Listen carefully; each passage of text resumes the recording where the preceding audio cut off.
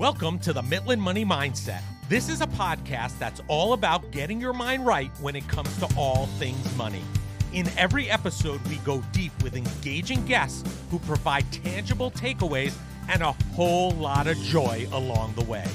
I hope you enjoy these conversations as much as I enjoyed having them. Let's dive into today's show.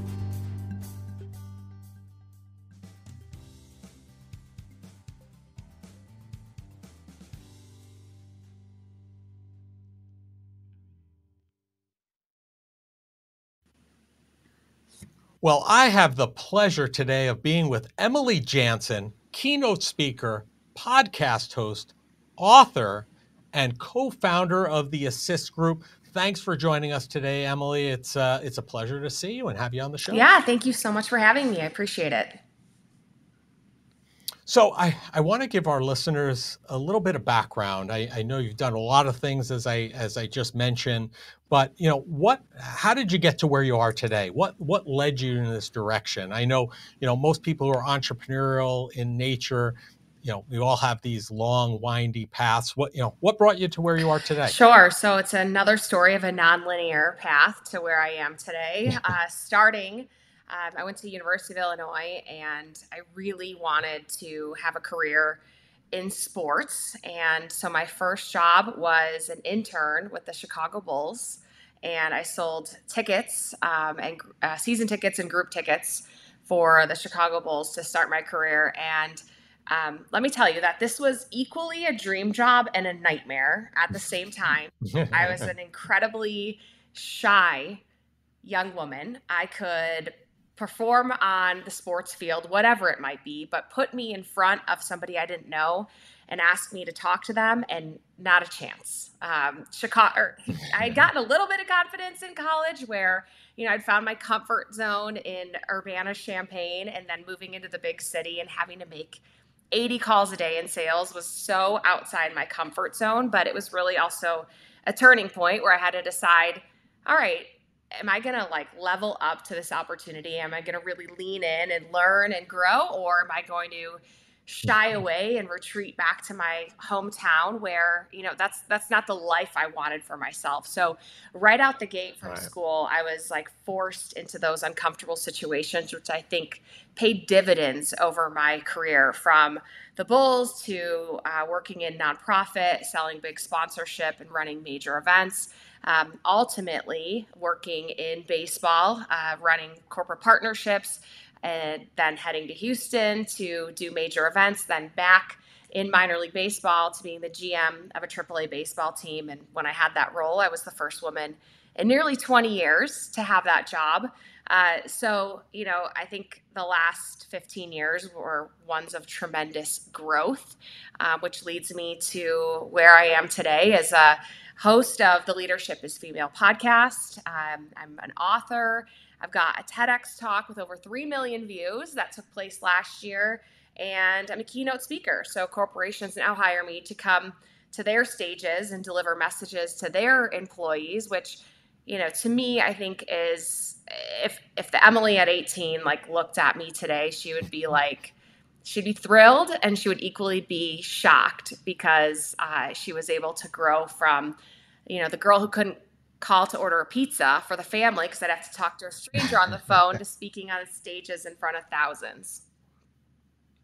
All right. And so tell me, growing up, what was your sport of choice? So I played everything. I was basketball, volleyball, gymnastics, but really did track and cross country.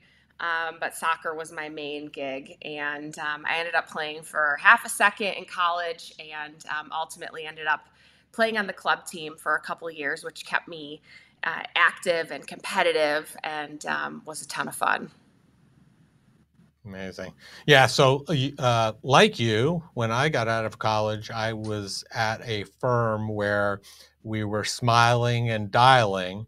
We made about 500 phone calls a day. If we were lucky, talked to 50 people and had 10 opportunities. And it's quite humbling when you have to make those number of calls. And some of the friends and colleagues that I had made back then to this day, they have PTSD about even picking up the phone. They're afraid to even do it. 500. So I give you a lot of I don't know how you reach that yeah. number. That's crazy. Auto dial. Well, we had to make 500 dials a Yeah. day. We weren't reaching Yeah. 500 people clearly. And this was pre, like, starting out caller ID and answering machines. So if we were lucky, we got 50 people to actually talk to. So it's crazy. It's crazy. But it's definitely a learning experience, as you mentioned, for sure.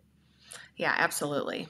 So for someone, and you just mentioned it, who opened their TED Talk saying that in high school you were too shy to call in a pizza, which you just mentioned, what was it like to present a TED Talk after that? Yeah. Well, it was a number of years later, and I experienced a tremendous amount of growth in that time. But if we go back to the girl who couldn't order a pizza, I had this seed, I think, planted inside of me that was like, it wanted to grow. Like I had an idea of the woman that I wanted to become. And I loved my childhood. I have amazing parents and grew up in a small town with good people and just enough opportunity to like give you a taste that I wanted more. I wanted more excitement. And the person that I was not someone who could reach those goals. I needed to change. I needed to become a more confident person. And so I really thought about how I would do that, how I would grow. And over time, I did. I was really intentional about putting myself in really uncomfortable situations because I knew that even though the opportunity sometimes felt like it would physically make me sick, I knew it was the right thing to do in order to experience the growth that I wanted in my life. So in this TED Talk, I really talk about practicing those behaviors that get you through that feeling like you're going to throw up to actually like doing the thing, experiencing success, living through it, and therefore being able to change your attitude because confidence is it's really a skill set. So I do want to tell you a quick story though from that TEDx day. So you go through this gauntlet, like you're doing all these revisions about your talk. And you have to present it multiple times to a committee. They give you feedback. Collectively, they've watched thousands of talks. So it is very smart to listen to their advice and be willing. And may I ask, I'm Yeah. sorry to interrupt, Emily, were you approached by them to present this, or was this something you were proactively going after? So a little bit of both. Friends had told me, you need to do this. And I take those signs and I kind of run with them. I think that's been a key theme of my life. When someone presents me with a challenge, instead of turning my back, I say, does this make sense? And if it does, I'll go after it full bore. The TEDx talk is I can't speak for every city, but from what I've kind of found out is that typically it's an application process where you present your idea and among all the applications, if your idea is selected, then you get a spot on that stage, but you have to earn it over 6 months, at least TEDx in Reno. You write your rough draft, you present it, you get feedback. Then you do round 2, your revised talk, you present it, you get feedback. And then round 3, you got to be there. Like you've got to be able to deliver with no notes, with the confidence that they want to see. So it creates a great video. And if you're not there, like you don't get to do it. Like they want to put on a great show. They sell tickets to thousands of people to come to this event. So you as a speaker are responsible for nailing it. So I think there was good training along the way. And the night before the talk, they hosted a dinner with all the sponsors and they introduced all the speakers. And I had seen the lineup and it was a very impressive roster of folks, doctors, lawyers, a comedian, people with large followings, authors who were going to be talking on the stage the next day. And I thought, during the introductions at this dinner, everyone would be jumping out of their seat. Like, it's me, I'm going tomorrow. This is my topic. I can't wait. there was an underlying tone of just nerves. And I was like, this is kind of strange, and my husband went with me to the dinner. I'm like, are you like getting this sense too? Like people are kind of nervous about tomorrow. And I just assumed it would be this upper level of, confident, boisterous folks. So the next morning we get to the convention center and everyone's kind of like in their, sweats because we have to be there early and like look at the stage, and they do hair and makeup. It's a really phenomenal setup, but it's the same thing. I'm so nervous was the theme of the entire event. And I was not presenting until the afternoon. But I said to myself, like, I need to get out of this environment because this is going to ruin my talk. I'm talking on confidence, and everybody around me is like, this is terrifying. I'm so scared. I'm going to forget my lines. I'm like, whoa, you can't put that in my head. So I didn't leave. It sounds like you should have went first to get everybody all ramped up and ready. That's what it sounds like. Yeah. So I didn't leave the venue because I wanted to kind of stay in that cocoon of like TEDx, but they had practice rooms in the back. And I basically sequestered myself in this practice room that had like a mirror, and I had my bottles of water and everything. And I performed that talk like I was going to, take off out of my shoes. Like I would just practice and just like start to build this energy and smile. And I had timed out my day. So I would, get my hair done at the right time and my makeup and like be ready to go and take the stage.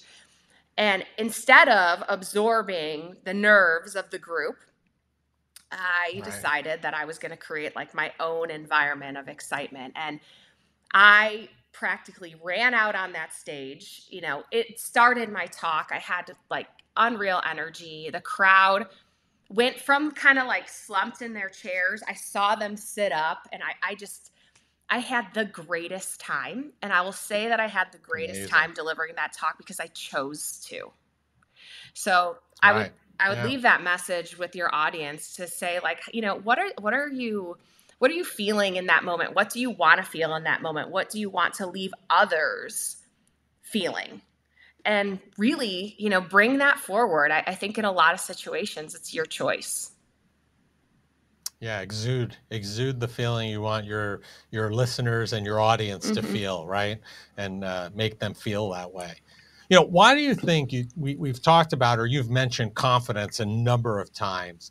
Why do you think confidence is such a key to success? Yeah, so I have a podcast too called Leadership is Female, and I've interviewed about 150 female executives. And with my sports background, those interviews started out as female executives in sports. I still interview those women, but I've also expanded to CEOs of companies outside of that industry. And I started to realize a common thread through most of these interviews when I was asking about hurdles that they've overcome, tipping points in their career, best advice for our listeners. And most of the time, those answers revolved around finding your voice, increasing your confidence, showing up for the leader that you are. You earn the position, so work it. Don't fade into the background. So that theme started to develop through all those conversations. And then it was also a common theme in my own life. And so I realized, like, if all of these women had reached the goal that they were working towards because they had looked at confidence as a skill set rather than something they were born with it, maybe this is a wider message that we can share. And if we could help people improve their confidence, like what would they be capable of? And so that's how I built the talk. And I think the numbers show that, these 6 behaviors that I taught have been viewed by over 3 million people in a year. It was the number 12 talk on the TEDx channel last year. And people are reaching out to me around the globe and asking for more. It's like, this is a conversation we need to keep having, because I think there's a lot of people who are like 18-year-old Emily that have that little seed of like, I was meant for more. I want to grow. I want to do more things. I just don't know how to get there, or I feel I lack the confidence to get there. So leaving these tips or helping people on their path to greater achievement, because I'm here to live a big life. I think probably a lot of your listeners are. That's why they're listening to this Yeah. show. If we can help, if we can give you one little clue that helps you go after something that you've been dreaming of, like, you can experience a greater joy, I really feel, in your life. And we're all about joy here on the Mitla Money Mindset. So you nailed that one. But so listen, I know that this is going to be a longer answer, and I'm fine with that. And you just talked about it, about the 6 behaviors to increase your confidence. I think that it's so important that we be remiss if we didn't talk about those. What are the 6 behaviors? Because I think if our listeners take 1, 2, 3, or even all 6 for sure, and start implementing these tomorrow or even later today, it's going to be hugely impactful to their situation and their lives. So what are they? Yeah, sure. So the first one that I want to talk about is 20 seconds of courage. And I'll start describing this by just one simple question. Like, what could you do? What could you achieve if you only had to be brave for 20 seconds? 20 seconds is it. I think my 2-year-old daughter can count to 20. Like, that's the amount of time that you have to flex your bravery. And what could you start? What could you release out into this world if you allowed yourself 20 seconds of courage? And the example that I use often when I talk about this, and I have many depending on who my audience is, but because we're on a podcast, I'll tell you, when I started Leadership is Female, I was sitting on the carpet of my closet floor looking at the intro that I'd recorded for the podcast. And I thought, should I just revise this one more time? Should I edit the recording? Does this need any more tweaking before I should release it to the world? And I was just finally like, Emily, give yourself 20 seconds of courage and just hit publish. I think we stack up like all this emotion on all of these little actions. And if we can just set that aside for 20 seconds and hit go, like, you can release that thing. And, I did with the podcast, and I was still breathing. It didn't kill me to hit publish. You could always fix it later. Yeah. You could always make it better later, right? And, 3 years later, the podcast is alive and thriving, and it's been an incredible experience. But I almost didn't do it because I let the fear of what other people might think, with a title like Leadership is Female, such a bold title, I let what they think maybe stop me from releasing something great into the world. But I didn't, because of 20 seconds of courage. Amazing. All right. So 20 seconds of courage. What's up next? All right. Number 2, cheer someone else on. This was the game changer in my career, 100%. Early in our careers, I think we're super competitive. I'm sure you can picture yourself at that call center, and there was probably some leaderboard on who was doing the sales. And you never thought of like patting your colleague on the back and telling him, probably, I'm putting words in your mouth, but I'll speak for myself, I guess, at the Bulls. Like, we were in competition all day long. And, sometimes you'd be like, hey man, nice job, like selling those, seats or whatever, or getting that group in. But really it was all about like who was going to win for the week, who was going to get the commission, who was going to get the job. There wasn't enough room at the table. As my career progressed, especially when it comes to relationships woman to woman, and I'll tell you, I was at a conference in Vegas speaking a couple weeks ago, and this was still a key theme in the room. Women are intimidated by other successful women. They see your title, they see your headshot on LinkedIn, they're like, how'd she get there? I bet she won't help. I don't think that's true. And I think when that changed for me is when I started cheering other people on. I started saying, good for you, not for me. A little quote from Amy Poehler, that, that's her accomplishment, not mine. Like, why am I even putting myself in a situation where I'm comparing her to me? Like, it's her journey, good for her, not for me. And I started to genuinely like cheer people on and say, great work, I'm proud of you. That's amazing. Because I realized that old saying, rising tides lift all ships, is true. And if you can be in the same tide pool as those other ships because you've become friends with them. You have added colleagues, who are successful. You guys can share advice and cheer each other on. Like, we're all going to get farther. And that was a huge tipping point for me in my career. So number 2. Yeah, I call it the abundance Yeah. mindset. That's what I Yeah. call it, which is very Yeah, similar. absolutely. And I'm sure it was a game changer for you as well when you stopped Sure. worrying about other people's accolades and focusing on your own business. And when you did see someone else succeed, you thought, great job. Good for you. Like, train yourself to react in that manner with that abundant mindset, as you put it. I would also say, or add to this conversation, number 3, take a seat at the table. And I don't mean metaphorically speaking. I mean, actually take a seat at the table, because we're talking about behaviors here. And every time I mention this, people automatically think about the book that says women work harder, step up to the plate, which I agree with. Like, get to work. Like, you always have to work hard. But what I'm talking about here is the behavior, take a seat at the table. And if you notice, there are people who enter the room or enter the boardroom and they wait for the seats to be filled. They might stand along the edges of the room. They might be the last person to introduce themselves. You're not taking your seat at the table, and your confidence will increase when you know that you earn that place in the room. Extend your hand, introduce yourself, tell people who you are, and physically sit down. Don't be the one. It's like musical chairs when we were a kid. There's like not a seat left. And oftentimes it's a woman who's like, oh shoot, like there's no chairs. I didn't sit down because I was kind of waiting to see the way this all played out. Take your seat at the table and everything will change. And I've got a few stories on this topic, but one I want to talk about is there is a woman who is an agent, Major League Baseball agent, super successful, signed one of the biggest contracts in baseball. But early in her career, she noticed that she was actually guilty of this activity.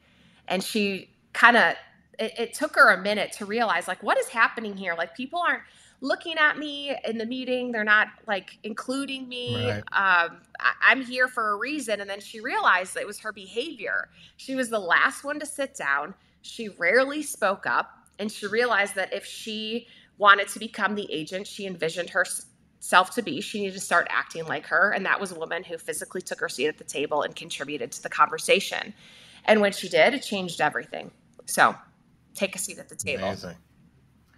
All right, number 4. All right. Bolster your confidence through great performance of a skill you can already perform with excellence. So we have all had to try something new, right? And it's scary. And you think, am I going to mess up? Am I going to look stupid? If I try this, it gets worse as we get older. When you're kids, you have no inhibition. Like, you try whatever somebody challenges you to do. I agree. And as we get older, we lose that. So my hack here is, if you are going to take on a new challenge, reflect or perform something you already know how to do great. Like, at one point in your life, you were a novice at this thing. Do that first, and it will help you to get a running start on what you want to do next. One of the ways that I use this is when I talk to people about setting new goals. Like, if we were going to talk about what are your 2024 goals, the hack to this is reflecting on some specifics of what you've accomplished in the last year. That is going to bolster your confidence to think bigger for what you want to do in the future. So bolster your confidence through performance of something you can already do with excellence is the 4th behavior to practice increasing your confidence. Great point. And all right, let's number 5. Number 5. All right, moving right along. 3, 2, 1, go. This is the countdown. I'm an athlete. It's how I grew up. Is performing by the clock. It's like you're looking at the clock on the basketball court, or What Yeah, time? and most of us at one point in our life, hopefully, have played some type of organized sport. But even if you haven't, this is a great hack because counting will get you started and momentum will keep you going. And I've used this technique many times because I've had so many uncomfortable conversations. And I think this is the key, or this is the best place to use this technique, is when you have to have a conversation that you're really dreading. 3, 2, 1, go. Yep. And I Do used it. this in my baseball career. I had to talk to the managers of the other teams and talk to them about, to these guys about things that I didn't want to say, or, behaviors I might have had to correct, or bad news that I had to deliver. And every single time I would say in my head, when my body wanted to run upstairs to my office, I would say in my head, 3, 2, 1, go. And I would either start walking towards them or I would start talking. And this is such a great back pocket hack to say the things that you don't want to say. But in our lives, we have to have these conversations, and communication can be so challenging. But it's always better when you do what you need to do, say what you need to say, rather than retreating from the situation. I agree. That's a great hack, and I'll probably find myself using that in the near future. I'm Love sure. it. So 6 and definitely last, but definitely not least. Yeah, celebrate constantly. This one is so. I'm not good at that. Yeah, well, I'm working on that. Yeah, and the reason why it's so important, and I really hope that your listeners hear this, the more you celebrate, the more you wire your brain for more success. See, we like comfort. We like cozy, fire, your favorite coffee, whatever it is. You like to your body likes to do the same things and just kind of live in this homeostasis, right? But when we push ourselves beyond our comfort zone, whether that's with 20 seconds of courage or 3, 2, 1, go, and we survive, you have to tell your brain, I made it. And you kind of push your comfort zone a little bit further down the line. So the next time it's easier to do the thing that once felt hard. This is how confidence is increased. And the secret is that you have to celebrate that success so you can tell your brain, we did it.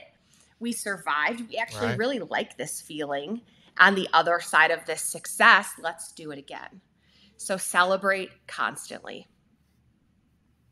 I love it. Can you just, before we move on, because I have a couple other things I wanted to get into, but could you just run through those 6 points again, 1 through 6, so we have a recap for the listeners? Yeah, 20 seconds of courage. Cheer someone else on. Take a seat at the table. Bolster your confidence for a new challenge through something you can already do with excellence. Count yourself in. 3, 2, 1, go. And number 6 is celebrate constantly. Amazing. I love it. I'm going to see how I can implement this, because a lot of these things, I call them different things, but I'm very cognizant of incorporating these things, and some of them I'm not, and I can see the benefits. So I'm certainly going to be implementing some of these things. So thank you for sharing those 6 points with us. And I encourage our listeners to take action today, if not on all 6, because it might get a little daunting. Just start with 1 and get started, right? So, you have a motto, from my understanding: be so good that they won't forget you. And I think that is so powerful. What do you hope that people take away when they hear that? Yeah. So what I really mean by this is we have this life that is busy and it's overcommitted. And if you're a professional, if you're a parent, if you have your, hopefully you have your own goals of personal success that you want to achieve. You have friends, partner, you have all these things happening in your life. If you sign up yourself to attend anything, meeting, even work for the day, a workout, whatever it might be, and you're halfway there, you're only half there because your brain is somewhere else. You're thinking about your to-do list, you're making a mental grocery list in your head, you're voice texting somebody, while you're running. We're multitasking so much that we're living in this distracted life where we can never. It doesn't work. You can never really be 100% present. But if you are fully there, you can be so good they won't forget you, because you can show up as your whole self, and you can be the parent on the sideline that is cheering their kid on and then shaking the coach's hand after the game and saying thanks so much for supporting our team, because you're not on a work call.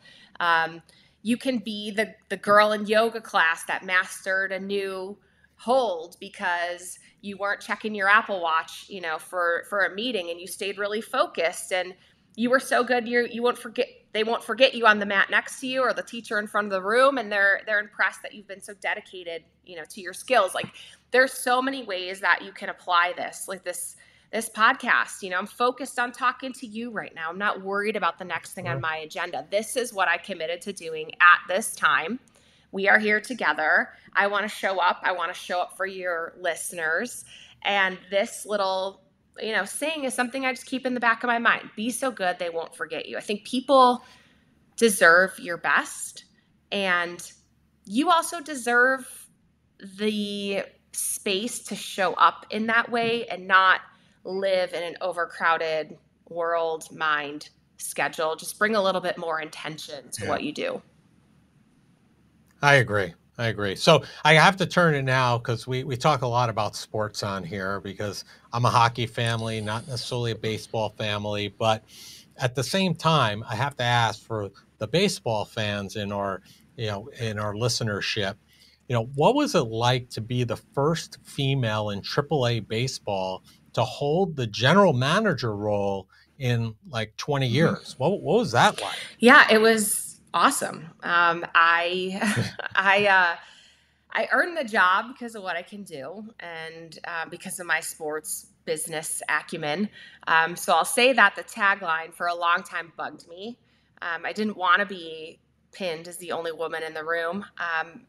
But I realized initially that's an honor and a privilege, but I didn't know what to do with it until I was at the famous baseball winter meetings about 8 months later after the season. And I had the good fortune of being on a panel at the Women in Baseball event. And I talked about my job and my role and what I do. And, oh, yeah, I'm a mom and I have these goals and I do this thing. And after I left the stage, a line of people formed in front of me, and one woman after another said, I didn't know that I could have that job until I saw you. And that's when I realized how important representation is and how important it is to use your voice. And that's really where the Leadership is Female podcast was born. I didn't want to only talk about my story. I wanted to share the microphone with other women. It became this larger platform for me to help elevate others in their jobs and their careers. But also, working in that sport, it's a grind. Baseball has so many games. We all know that. It does. But it's also incredibly fun to create this amazing event for all the fans in the community. What a great experience minor league baseball is. Second, I working in minor league sports, you don't have a roster really to promote, because at any given time your affiliate can pull your best player and they're at the major league club. I looked at this as, how amazing is it that you get to see these guys' dreams come true? Sure, this might be your favorite player and you love to see him in Reno, but his goal, his job is to make it to the D-backs roster and get his call up. So let's support him here. And then let's support him when he makes that move. And, I always said so along the lines of your 6 behaviors, right? Celebrate others, right? People's dreams come true at this baseball park. It's amazing. And this will air after the World Series in 2023, so we don't know who's going to win. But the Arizona Diamondbacks are in the World Series. 19 of those guys played for the team that I was the GM. Oh wow! So it's just amazing. They're humans, right? They're people. We look at athletes they're superhuman, but those guys are your cousin, your brother, your college roommate. Like they're just dudes living their dream, and it was pretty cool to be a small part of that at one time. Amazing. Yeah. So I got to ask you real quick, as a baseball traditionalist, I would imagine, what do you know about the Savannah Bananas? I do. Yeah. Yeah. What do you think about them? Well, they're not part of. We're big fans of Yeah. that. We've seen them live. It's amazing. So they're not part of been a lot of fun. affiliated baseball anymore. They Right. are their Right. own entity. However, I Mhm. think what they're doing is fun. It's exciting. A lot of the principles of how they started this sort of traveling roadshow, like, started in minor league Yeah. baseball. Minor league baseball is known for their wacky promotions, their giveaways, and the fun that you have at the ballpark. And so I've got to credit the Savannah Bananas for that, for just taking it and running with it. It's amazing. Yeah. what they have done, and now it's been fun to see some of these ex-MLB guys coming back and just like having fun on the diamond with them, probably feeling like they're a kid again. Agreed. Well, listen, Emily, it's been a pleasure having you on, and we end each of our shows by asking our guests all the same questions, because as I mentioned, we're all about joy here on the Midland Money Mindset, and that is, what did you do today that brought you joy and put you in the right mindset for success? Yeah. So I would say that was completing my run.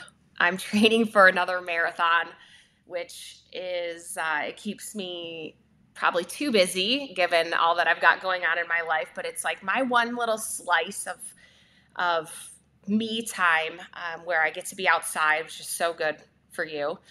But before this talk, I have had 2 miles of sprint work today that I did outside, and I'm smiling right now because I got it done, and I took that time for myself. So whatever that means for you, I encourage you to not put it off.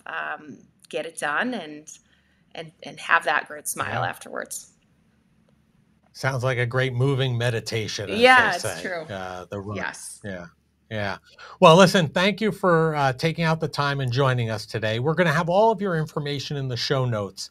But if people want to learn more about you or learn more about your podcast, Leadership is Female, or anything else that you're up to, what's the easiest and the best place for them to learn more? Sure. So either Instagram or LinkedIn. I'm at Emily Jaenson, and it's Jaenson is how you spell my last name, or at Leadership is Female. Follow us, and we're providing more tips on confidence. We're showing you how to live your best life. Make sure you're goal centered, and living big, because we're only here for hopefully 100 years apiece, and live your best life in the time that you have. Well, thank you, Emily. Again, thank you for taking out the time and sharing some great actionable takeaways for our listeners. I appreciate it, and enjoy the day. My pleasure. Thank you so much.